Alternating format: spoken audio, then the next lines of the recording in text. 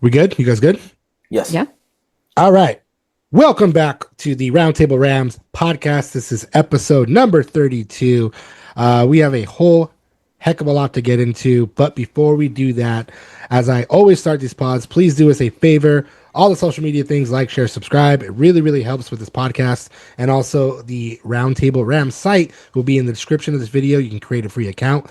There's a built-in Twitter that's called Community Posts where you can like and comment, look at all the things there, as well as articles, analysis, and deeper dives into everything Rams. Please do us a favor and go and join that.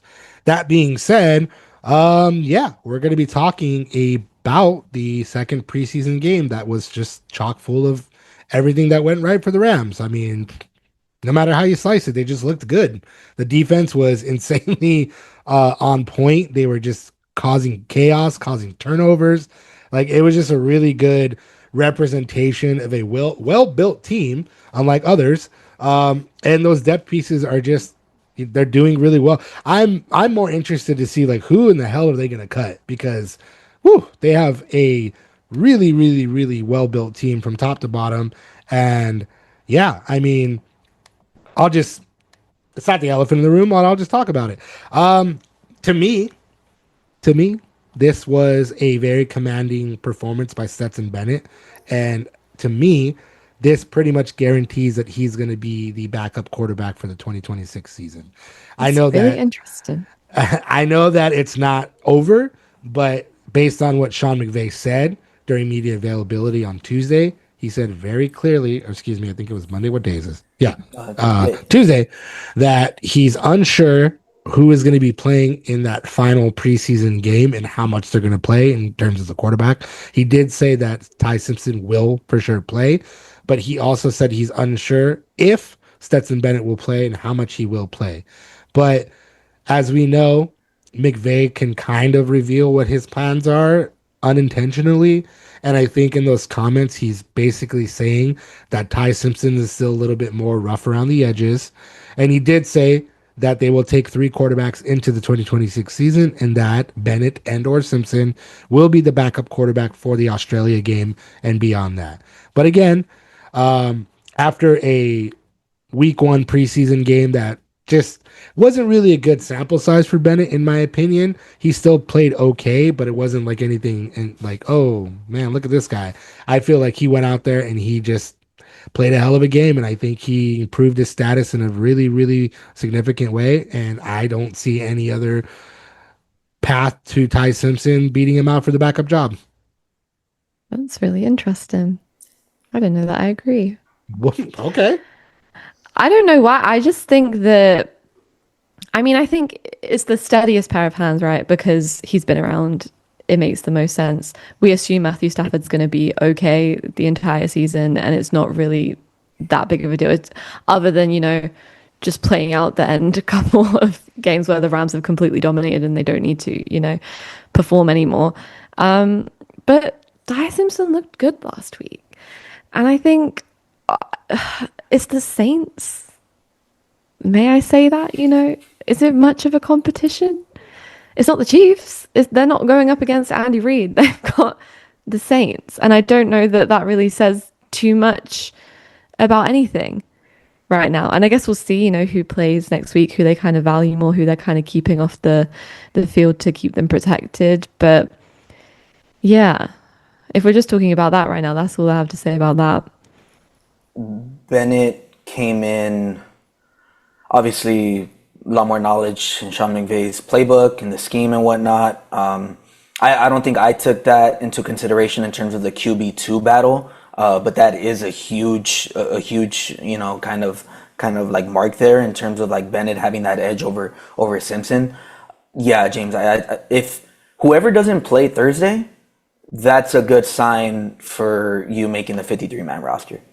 And in terms of the QB2 battle, if Bennett doesn't play Thursday, no matter, even if it's just one series, if he doesn't play Thursday, that's a good sign that he kind of secured the QB2 battle. For Sean McVay, if you don't play, that's good news. If you play, you kind of still need to earn your spot and whatnot. Obviously, Simpson's a rookie quarterback, so that's maybe part of it. But in terms of him battling for the QB2 spot, I would say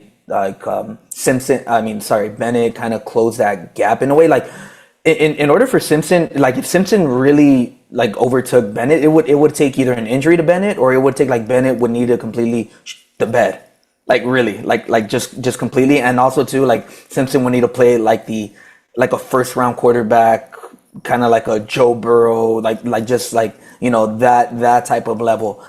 We didn't see that, but we did see him be comfortable. We saw him be poised. We saw him be confident as the game grew. And although he didn't play as much, in terms of Ty Simpson, he didn't play as much this past Saturday. That also kind of had to do with the defense needing to go out for an extra series because of the 100-yard pick six.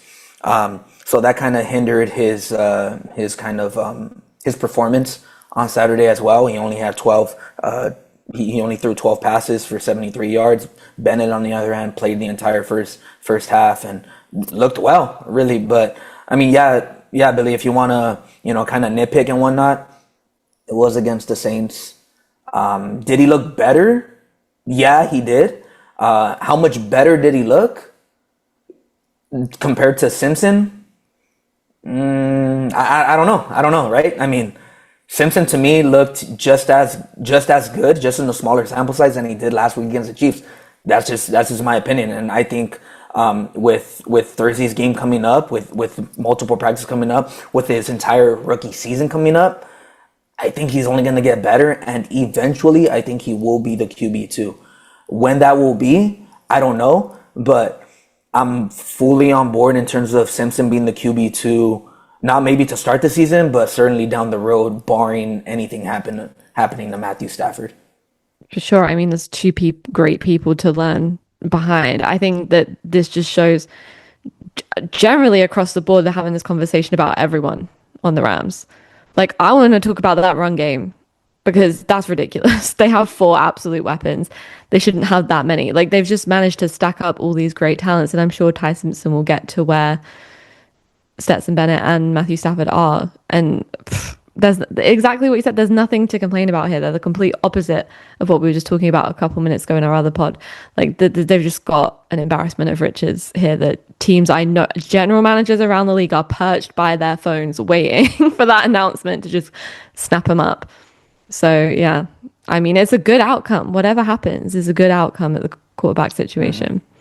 Well, I mean, you could think about it in this way too, in the sense of like it kind of doesn't matter who's backup quarterback. Nope. In the sense of like if it is Stetson Bennett, and let's just say that something does happen to Matthew Stafford and Stetson Bennett goes in the game, if he cannot hack it, if he doesn't do what he needs to do, they're putting Simpson in, and it's gonna be the same thing, if you will, because I feel like, sure, they could be on even ground, but in my opinion, I just think that Stetson Bennett is ahead because of the years that he has on Ty Simpson, and that's really what it comes down to. Yeah, that's it's experience, and yeah, Simpson. Like the good news is Simpson has looked good. He's looked good, but if Bennett is the starter on Thursday, that's it. He's the backup.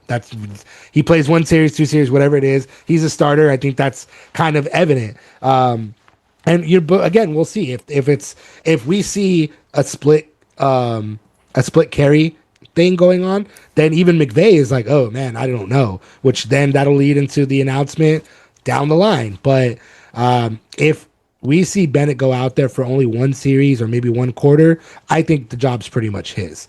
But again, it's a good problem to have. You got 2 guys that are plenty capable to run your offense if something should happen to Matthew Stafford. It's a good problem to have for sure.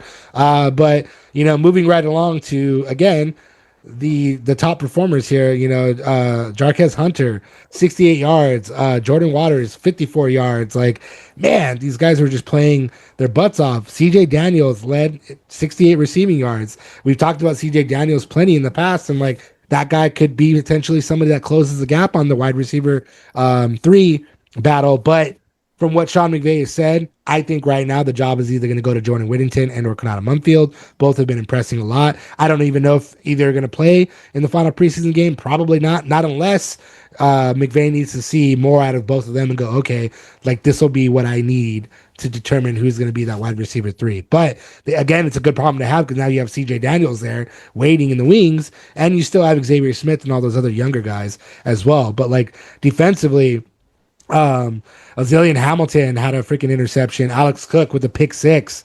Harrison Mevis still perfect. Like this team is just solid from top to bottom. You know what I mean? Like they are very, very solid and showing on the field. And yeah,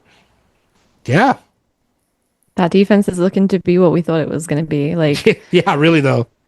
No points at all for the Saints. I know they messed it up down at the goal line. They had an opportunity there that they completely, did what the Saints do. But sorry, I'm trying not to be too mean, but Saints, you know who you are. Come on now. As for my top player, I agreed with you. I'm just fixated on Hunter and Waters. Behind what they already have is just, I don't know, are they going to keep both of them? I sure would. Yeah. Because if one or two of them get injured, that happens, why would you unless you can kind of get something back for it that makes it worth your while. But again, good problems to have. CJ Daniels exactly the same, had a really productive game, and Bachman as well, another productive game for another Rams receiver. We've been sat here wondering, who was coming up behind Puka Nacua. Are these going to be the guys to do it? Maybe they're going to get to show what they can do in the regular season. Alex Cook as well, the safety, for the interception, for the touchdown. And then I wrote down Wesley Bailey, who got the only sack of the day. Yes. Again, just all over the field. Really great problems to have come having to whittle this down to who you're going to have as your 53-man roster. Yeah, for sure. Yeah, Wesley Bailey is another guy that I also wrote down as a player who stood out. I wanted to get into him before I get into Hunter because Bailey, I saw his tape. He's just very powerful. He has that speed. He has that strength. He was just kind of bull rushing the Saints offensive line, and he looked really, really good. He's certainly making a case to be one of the 53 men. I'm really interested to see how he looks against the Chargers, because if he looks good again, it's going to be really hard for the Rams to cut him. And if so, if they happen to cut him, I know one team we're just talking about who could maybe very well use them, who could have right? Teams will be calling for Bailey because of the performance he's been putting up. But I really wanted to get back to Hunter because right now Ronnie Rivers is a third running back. I've seen Ronnie Rivers play. I've seen Jarquez Hunter play. I think Hunter's a better running back. I do. I really do. So that's why I'm like, if Hunter puts up another great performance, I'm slotting Hunter over Rivers as the RB3. Is as simple as that. That touchdown on that 12-yard play, he was just zigging and zagging. Like this dude was like you couldn't touch him. He looked great. And CJ Daniels, he looked more like the player who we heard of in training camp before the preseason game started. He looked great. He led the team with 13 targets, 8 catches, 68 yards, like you guys mentioned before. So he looked good. I know he still has a long way to go, and he's a rookie. Not only is he a rookie, he's a 6th-round pick, right? So usually, guys like that, more times than not, kind of take him some time to kind of develop and whatnot. So we'll see what type of role he plays. Also, too, we'll see how much he plays on Thursday as well. Is he going to play a quarter? Is he going to play the entire game? That's going to tell us a lot in terms of where he kind of stands in the depth chart. I think his place in the 53-man roster is pretty safe, unless he just played completely horrible, which is fortunately for the Rams not the case.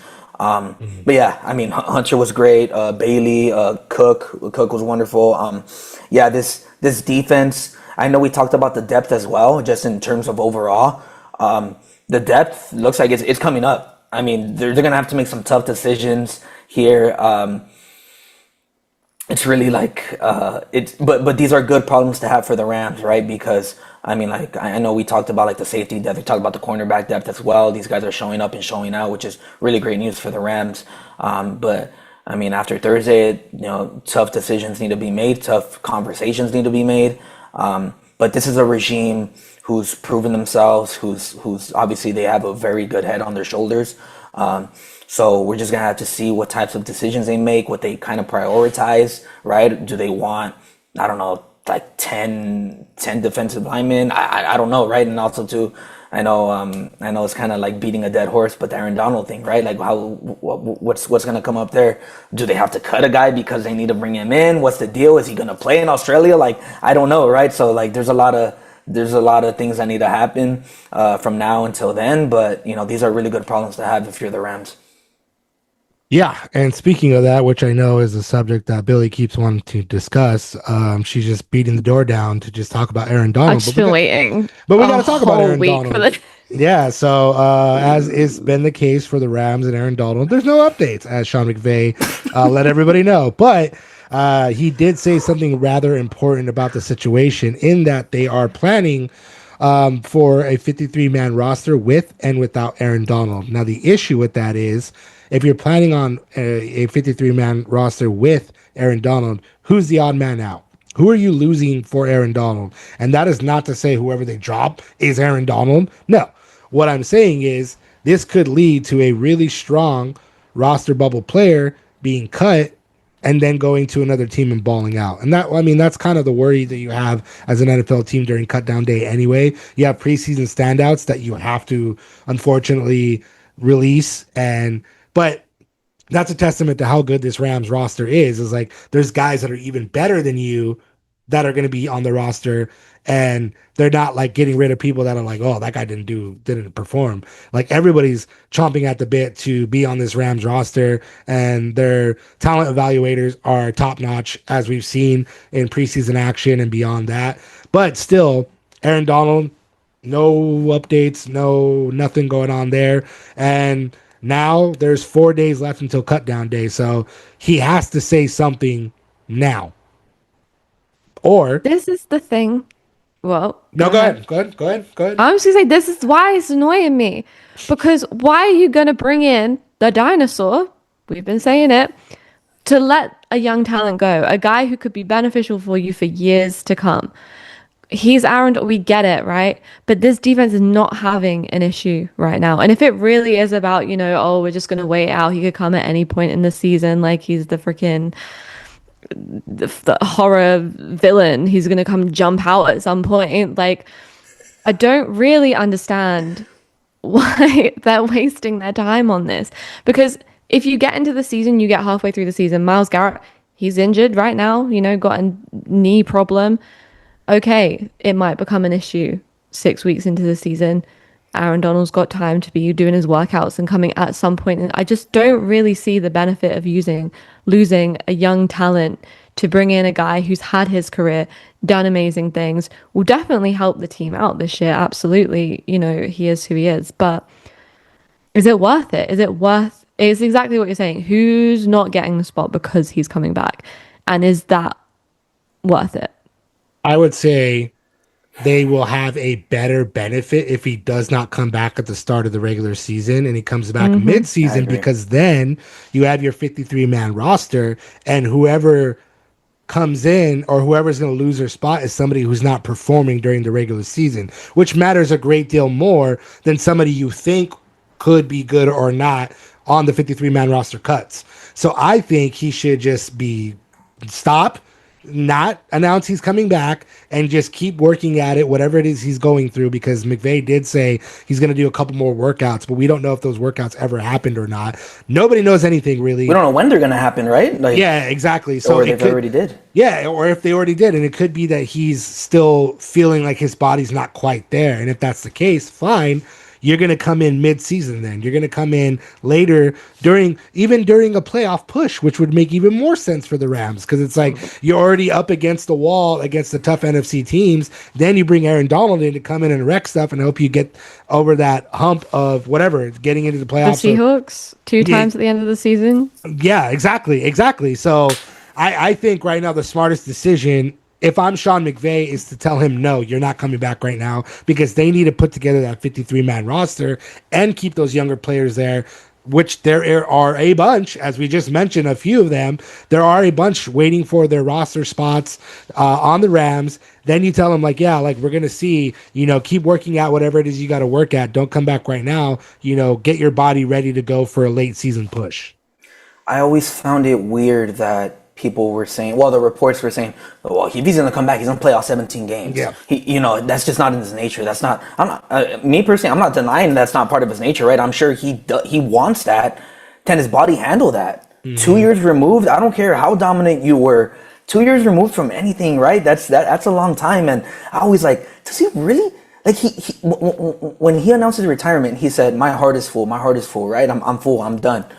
If you completely feel that way, why would you want to come back for a 17-game season? Why not, when the Rams need it more, benefit from your play at the end of the season, right? Those last, I don't know, 4 games plus the playoffs, right? And like you said, in those last two of those 4 last games in the regular season, you face the Seattle Seahawks, the team that you literally constructed your team to beat them. They are the defending champions. That is the way to the Super Bowl, right? So like, I always found it weird that how the reports were saying they won 17 games. No, the Rams don't need you in week 4. I forgot who they play week 4, week 7, whatever. They need you weeks 15 and on, and from December to make that push to win the title, which is why they made the trade for Trent McDuffie. They made the trade for Myles Garrett. They don't care about going 4-0 in September or 10-0, or like we talked about in earlier pods, going 17-0.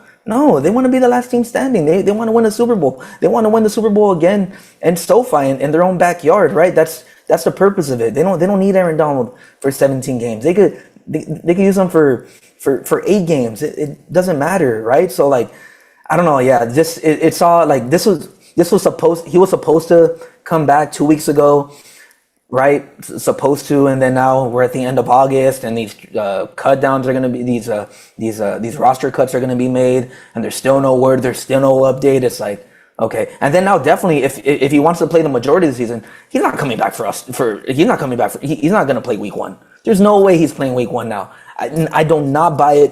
He's not going to play week 1. If he wants to play the whole season, he's not going to play week 1. No way. You're saying that he's actually in Australia right now, getting those reps Right? in. He's like, I'm getting there ahead of everyone. Probably. That's where his workouts have been, in Australia. Yeah. Well, that's what I'm saying. Unless he's doing secret training, we're not seeing, this whole thing needs to stop. And we can talk about it again when the Rams are like absolutely drowning in which is not going to happen. I think they're going to be just fine with or without him. And this whole thing is a distraction and it's annoying. Was it a ploy? Sean McVay said, I don't want to be asked about Ty Simpson anymore. Aaron Donald, can you just pretend, just for a little bit, pretend that you're coming back so that this is what I get asked about instead. They got to find a new story because I'm bored. Or I don't want to be asked about like Super Bowl expectations, right? It's all about Aaron Donald. I don't know. Yeah. I mean, it's that's all fair, That's what I mean. I wrote about this, and now it just doesn't seem likely that he's coming back for a full season at all. It just doesn't seem likely, and I don't think it would be. It seems irresponsible. That too. Yeah, and I mean, and even with McVay's comments saying that they're preparing for a life with or without Aaron Donald, and saying that they're gonna do X, Y, and Z or whatever, 53 with him, 53 without. They're operating as if he's not going to come back. So with that, at what point do you stop being patient and just say, we're not going to allow you to come back for a full season because we have decisions that we have to make on the roster? So I think it's smart for him to come back mid-season. I don't think it's smart for him to start the regular season, especially like you just said, buddy. I don't think he's going to be going to Australia either. Unless he announces today or tomorrow that he's coming back, he's not coming back, at least the start of the regular season. Maybe 4 games in, he'll be ready. Maybe midway. We don't know. But I just don't see him playing 17 games in 2026. No way. Yeah, at this point, I don't see it either, especially with the first game being in Australia. That's just way too much for a guy who's 2 years removed from football and who's 35 years old, right? Yeah. I mean, that's another factor. I'm sure he doesn't want to be sitting on that flight, even though it's presumed that the Rams might do what they did for London last year and go for a day and then immediately come back. But those details still haven't been revealed or set yet. But regardless, No, maybe week 2 against the Giants when they, what I think that's a Monday Night Football game. You have that extra week or so and whatnot, or almost like week and a half, maybe then, but not the whole 17. No way. Yeah. And obviously we will be back next week to talk even more about the roster cuts in the final preseason game and talk about what we saw and who could be on that roster bubble. Again, don't expect that Aaron Donald's return is going to be announced between now and then. Could be, but I don't think so. But regardless, we will be back next week. Again, please like, share, subscribe if you guys like what you hear. And then in the description of this video will be the official Roundtable Rams site. You can create an account for free. Thank you guys so much for listening. And hopefully we got Aaron Donald news next week, but probably not.